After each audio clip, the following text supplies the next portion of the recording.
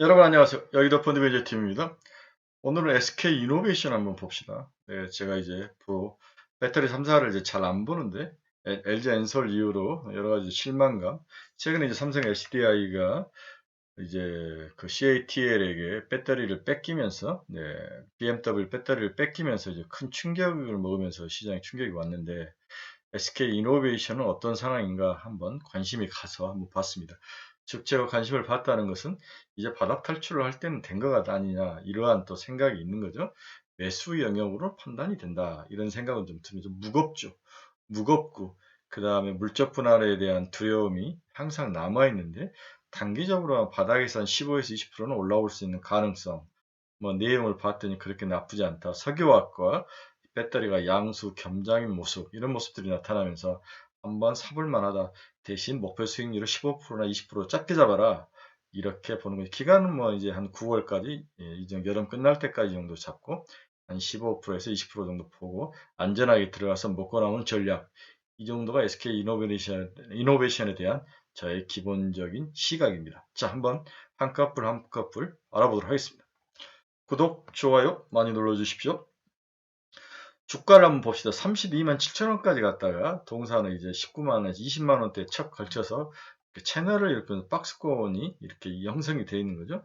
그래서 위로는 30만원, 아래는 20만원, 이 사이에서 놀고 있는데 지금 22만 5천원 이렇게 되어 있습니다. MACD도 이제 영선을, 제로선을, 기준선을 지나서 위로 상승할 수 있는 그러한 어떤 그 준비를 하고 있다, 이렇게 볼 수 있습니다. 거래량은 뭐 거의 많이 줄었죠.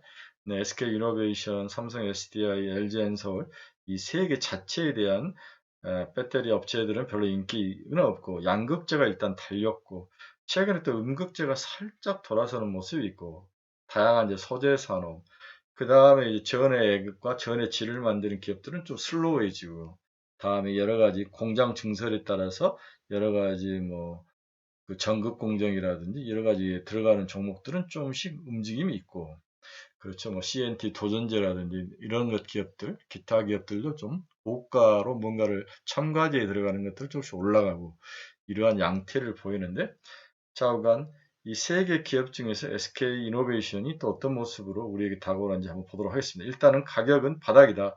22만 원인데 기본적으로 25만 원, 28만 원까지는 한번 갈 수 있는 게 아닌가, 그런 생각을 해봅니다. 동사의 수급치를 봅시다. 근데 기관들, 외국인들 뭐 지속적으로 좀 강하게 사죠. 근데 주가는 그렇게 많이 돌아서지는 않습니다.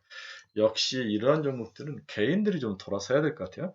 의외로 개인들의 파워가 세기 때문에 개인들이 돌아서지 않으면 올라가지 않는 종목들도 굉장히 많습니다. 즉 이러한 종목들이 지속적으로 바닥에 꼬라박고 외국인들이나 기관들이 사도 안 올라간다는 것은, 올라올 때마다 개인들이 갖다 파는 거죠. 네, 많이 가지고 있던 개인들의 매도가 누르고 있다, 이렇게 되는데, 이러한 것들이 이제 돌아서서 개인들이 이제 조금만 더 올라와도 팔 게 별로 없는 그런 수급 기간, 20만 원대에서 25만 원 사이 때는 수급이 좀 비어 있는 그런 상황, 이런 것 때문에 25만 원까지는 끌어당긴다면 외국인과 기관들이 매수로 지속적으로 나서는 훌쩍 올라올 수 있는, 한 단계 레벨업 될 수 있는 그런 상황이다, 이렇게 전망을 해볼 수 있습니다. 동사의 공매도 추이를 봅시다. 네, 거의 뭐 62만 주까지 공매도가 갔던 게 45만 주로 이제 빠졌죠. 제가 보니까 이들이 환매수하면서 외국인들이 매수로 잡히는 것 같아요. 바닥이다 생각, 너무 많이 후들겨 폈다, 이러한 그러한 생각들로 환매수에 나서는 것들이 외국인들이 매수로 잡히는 것 같습니다. 그럼 외국인들이 왜 환매수를 하느냐? 바닥이죠. 그리고 생각보다도 나쁘지 않고, 이제는 실적이라든지 P와 Q가 모두 턴어라운드 할 수 있는 그러한 좋은 찬스를 맞이고 있다. 지금 글로벌에서 성장력이 있으면서도 실적, 프로핏을 들고 있는 유일한 양수 겸장 업종은 제가 2차전지밖에 없다 그랬죠. 양극재가 1번, 음극재는 그렇게 올라가지 않았다. 그래서 음극재가 살짝, 그 다음에 양극재와 함께 실적을 냈던 전해액 기업들이 이제 좀 슬로우하다가 다시 돌아서는 모습이 조금씩 나타나고 있고, 다음에 2차 전지 공장이 많이 만들어지면서 증설이 되면서 거기에 관련된 여러 가지 생산 과정에 필요한 제조 기술을 가지고 있는 기업들, 이러한 기업들이 지금 조금 돌아서는 그런 모습이다. 여전히 양극재 위주로 되어 있는데 이제 양극재 시장이 좀 살짝 슬로해지고 전체적으로 조립해서 만드는 토탈 업체인 우리 3개사, 배터리 3개사에 대한 실적이 좀 이제 관심을 가져야 될 때 아닌가 그런 생각입니다. 삼성 SDI는 이제 한번 얻어맞았죠. 그래서 쭉 미끄러 내려왔는데 반대로 SK이노베이션의 자회사 SK는 그렇게까지 큰 악재는 없이 꾸준히 잘 달려오고 있는 모습을 보이고 있다. 이렇게 볼 수 있습니다. 그래서 저는 동사는 28만 원 수준까지는 반등이 전망된다. 그렇죠? 2022년에도 러시아산 화석에너지 금수 조치에 따라서 정제 마진 강세가 지속 전망이다. 동사에 50% 넘게 점유하고 있는 석유화학도 좋고 특히 유럽의 러시아산 디젤 의존도가 보다 컸기에 아시아산 디젤에 대한 수요 증가가 예상이 되고 있다. 동사와 석유화학에서 큰 그 매출액과 수익률을 보이고 있는데 이 부분이 좋아진다는 거죠. 동사의 디젤 등유 합산 수율은 50% 초반에 달하는 글로벌 업체 중에 가장 높은 수준이다. 수율도 좋고. 그렇죠? 네. 다음에 2차 전지 자회사인 SK한의 수익성 개선은 2021년 4분기 및 2020년 1분기 신규 공장 가동으로 수익성이 시장 기대치를 하회했던 SK한은 신규 공장 가동률 상승으로 고정비 부담이 크게 축소시킬 것으로 예상이 되고 있다. 이러한 고정비 부담 축소가 2분기, 3분기부터는 플러스로 돌아설 확률이 높아 보인다. 이에 따라서 2022년기 하반기는 손익분기점에 근접하게 적자 폭이 축소될 것으로 보이며 투자자로 하여금 배터리 사업 가치 부여가 가능한 밸류에이션을 좀 높게 받을 수 있는 그러한 환경 조성이 하반기부터는 나타날 것이다. 자, 두 가지 이야기를 분명히 하고 있는 거죠. 석유화학이 좋아지고 있다. 러시아산 금수 조치로 석유가 좋아졌다. 특히 디젤. 유럽이 러시아의 디젤을 많이 의존했는데 그걸 막아버리니까 아시아산에서 디젤을 많이 수입할 가능성. 오케이. 그 다음에 배터리 산업이 이제 신규 공장 가동률이 좋아지면서 고정 비용이 줄고 이제 Q가 늘어나면서 이제 BP를 맞춰가는 그런 과정. 이 두 가지가 양수 겸장이다. 이게 하반기부터 나타나 3분기, 4분기부터 나타날 확률이 있다. 그래서 지금부터는 사야 되는 게 아닌가 그런 생각이라는 거죠. 이게 결론입니다. SK 이노베이션은 어떤 기업인가? 여러분들이 워슨풀이 잘 알고 있죠. 6개 사업부로 되어 있습니다. 석유, 화학, 루비컨츠, 루비컨츠, 그 다음에 소재 산업, 그 다음에 EV 배터리 산업, 그 다음 광구, 석유를 생산하는 광구, 이렇게 6개의 사업으로 되어 있죠. 2022년 기준으로 총 64조 매출 중에서 39조, 약 60%가 석유에서 나오고, 다음에 이제 한 15%, 18%가 화학에서 나오고, 루브리컨츠, 이런 것은 저기죠. 네. 첨가제 같은 거죠. 루브리컨츠, 석유화학에서 필요한 루브리컨츠. 이게 한 5%, 다음에 소재 산업 아주 적고요.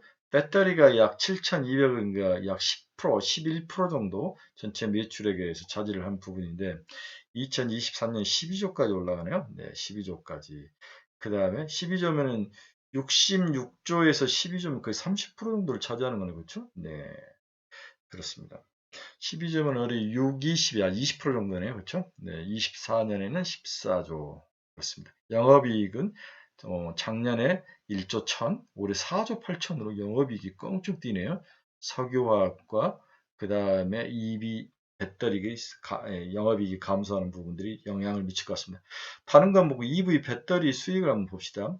2023년, 2022년 마이너스 8,200억, 24년 내년에는 230억, 그 다음에 24년은 6,300억으로 플러스가 나는 5년이 되네요. 제가 봐서 2023년 이것이 좀 당겨질 것 같아요. 마이너스가 아니라 플러스로 날 확률. 그래서 EV 배터리 산업이 내년 정도에 이제 물적 분할에서 나오는데 플러스가 거의 다 되면 물적 분할에서 나올 것 같아요. 이러한 그 리스크는 있지만 당분간 이러한 모든 리스크들이 주가에 다 반영이 됐다. 이런 면에서 동사의 주가 좀 저평가 상황이다. 이렇게 봐야 될 것 같습니다. 우리가 이제 LG 에너지 솔루션을 보면서 뭘 볼 수 있냐면 배터리 매출액이 분기 평균으로 2조를 돌파 시부터 이익이 발생하더라. 굉장히 중요한 투자 포인트죠. 배터리 매출액이 분기 매출 기준으로 2조를 돌파할 때부터 영업이익이 플러스가 나더라. LG 에너지 솔루션을 보니까 그랬다는 거죠. SKN의 수익성은 경쟁사의 개선 계적과 유사하다. 그래서 경쟁사라는 것은 LG 에너지 솔루션을 이야기하죠. SKN의 적자 지속으로 자본시장에서 동사의 사업 경쟁력에 대한 우려가 있으나 이는 규모의 경제 미실현에 기인한다. 이건 잘 아는 이야기죠. LG 에너지 솔루션의 과거 수익성 개선 추세와 동사를 비교해보면 유사한 흐름을 보이고 있다는 거죠. 4개 분기 누적 평균 기준으로 LG 에너지 솔루션이 매출에 분기당 2조 원을 도달했을 때 2022년 4분기부터 도달을 했는데 영업이익률 기준으로 흑자 전환을 시현하더라. 다시 한번 분기 매출액이 2조를 돌파할 때부터 영업이익이 흑자로 돌아서더라. 따라서 SK연이 분기 매출 기준으로 몇 조를 이루는지 어느 정도냐 봐야 되는 거죠. SK연은 2022년 올 1분기 매출 약 1조에 불과했으며 향후 2.2조 달성 시 흑자 전환이 예상이 되는데 3분기부터 이런 모습이 나타나는 거죠. 외형 성장에 대한 수익성 계산 방향은 유효할 것이고 3분기, 올 3분기 넘어서부터 분기 매출 기준으로 2조 이상이 나타날 확률이 높다. 이러한 좋은 소식을 여러분들이 꼭 체크를 하셔야 됩니다. 자, 이게 LG 에너지스 4분기 누적 매출액 영업이익 유출을 말하는 거죠. 2조, 그렇죠. 2조를 누리면서 영업이익이 이제 2조가 나오면서 2조가 나온 게 2022년 1분기부터 나오네요. 그렇죠? 네. 영업이익률이 플러스가 나더라. 동사는 2조가 나타나는 게 2023년 1분기네요. 그렇죠? 네, 23년 1분기부터 2조가 나타날 확률이 높다. 그러면 좀 빠르다면 올 4분기부터는 영업이익률이 이 매출 평균이 분기 매출로 2조가 나타날 확률이 있다. 이렇게 예상을 해볼 수 있습니다. 최근 모 리포트에서 동사 2분기에 어닝 서프라이즈가 나타날 것이다. 이런 기사가 나왔습니다. 그러면서 금요일 주가가 크게 올랐는데 동사의 올해 2분기 영업이익은 1.2조, 약 1.3조, 이는 작년 동기 대비 152.7% 증가하면서 시장 기대치는 9,400억밖에 안 되는데 1.3조 가까이 나는 어닝 서프라이즈가 나타날 것이다. 이러한 분석 기사가 나오면서 주가가 상승을 했죠. 전 사업 부분의 실적 개선에 기인을 하고 있다. 정유 부분은 전분기 대비 재고 평가이익이 감소에도 불구하고 중국, 러시아 석유 제품 수출 감소, 수출지의 우호적인 환율 효과, 국내 경쟁사 생산 차질 및 역내 석유 제품 공급 부정 현상으로 높은 수익성이 지속될 전망이다. 오케이. 정유 사업 부분은 이러한 장점을 가지고 있다. 화학 부분은 역내 공급이 과잉이 지속되고 있으나 역내 PP 업체들의 TA 진행 및 PX 스프레드 확대로 전분기 대비 실적 개선이 전망이 되고 있다. 뭔가 복잡하지만 예상이 안 좋았는데 이제는 플러스로 돌아설 확률이 높다. 윤활유 부분이죠. 아로마틱. 윤활유 부분은 역내 정제 설비 가동률 상승에도 불구하고 러시아 원유 도입 차질로 피드인 VGO 수급이 타이트한 상황이고 디젤 크랙과 일부 윤활기구 크랙의 가격 역전 현상 발생으로 역내 정제 설비들의 디젤 윤활유 그 상황이 개선이 되면서 동사에게는 우호적인 상황이 지속될 것이다. 이렇게 전망이 되고 있습니다. 이러한 이유로 동사와 2분기 어닝 서프라이즈가 나올 거라는 거죠. 여기에 석유 개발 사업은 천연가스 가격의 급등으로 수익 비중이 큰 페루가스전이 높은 수익성을 기록할 전망이다. 이 부분이 굉장히 보이지 않는 어닝 서프라이즈에 좋은 영향을 미친 긍정적 요인으로 보여졌습니다. 소재 부분은 높은 감각 상각비 부담에도 불구하고 고객사 인증 확대 등으로 인한 폴란드 분리막 라인의 가동률 개선으로 전분기 대비 흑자 전환이 예상이 되고 있다. 자회사라고 하는 SKIET의 분리막 가동률 개선으로 전분기 대비 흑자가 전망이 되고 있죠. 배터리 부분은 올해 1분기 양산을 시작으로 헝가리 2공장, 미국 1공장 가동률과 수율 개선, 고객사 신규 모델의 생산 개시 및 메탈, 비메탈 연동 계약 확대 등으로 전분기 대비 적자폭을 줄일 것으로 전망이 되고 있다. 네, 이러한 6가지 이유로 동사는 2분기 어닝 서프라이즈 1조 3조를 기록할 것이다. 이러한 기사가 분석 기사가 나오면서 주가가 상승을 했네요. 꼭 기억을 하시기 바랍니다. 자, 향후 전망은 어떻게 될 것인가? 고객사 전동화 비중 확대로 인한 수혜 전망. 여기서 고객사는 구체적으로 우리 현대차를 말하고 있는 것 같아요. 2019년부터 올해 말까지 동사의 배터리 생산 능력은 매년 150% 이상 증가세 있다. 다만 내년은 조지아 넘버 2 플랜트 가동에도 불구하고 증설의 속도 조절에 따른 초기 가동 비용이 지난 3년 대비 큰 폭으로 감소할 전망이다. 가동 비용이 감소하면 좋은 거죠.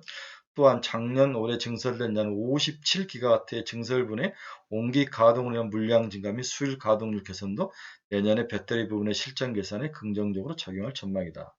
참고로 작년 말 기준 동사의 누적 수준은 1600기가와트로 올해 말 생산 능력이 20배인 점도 굉장히 중요한 긍정적인 포인트라는 거죠. 동사는 미국, 유럽의 공격적인 투자를 지속적으로 하는 반면 시장 규모가 큰 중국의 생산 능력도 동시에 확대를 하고 있다. 동사는 중국의 조인트 벤처 회사, 배터리 회사를 가지고 있죠. 이렇게 하면서 중국 시장을 지금 뚫어가고 있는데 이 부분에서도 실적이 향상되는 그러한 전망을 가지고 있습니다. 중국 정부의 해외 배터리 업체 배제 등을 회피하고자 중국 초계 진출 단계에서 베이징 자동차하고 EV 에너지 합작사를 진행하였고, 최근 중국 메이저 EV 업체들과 계약 체결 등 네트워크 확보 및 중국 배터리 보조금 감소를 고려하여 단독 생산 비중을 확대하고 있다.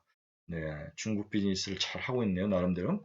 동사의 주요 고객 중 포드와 현대차 등의 전동화 비중 확대로 인한 반사 수혜가 발생할 전망이다. 포드하고 현대차가 동사의 주요 고객입니다. 현대차는 지난해 14만 3,506대의 전기차 판매량을 2026년까지는 84만 대, 2030년까지 187만으로 확대할 계획이다. 네, 그렇죠?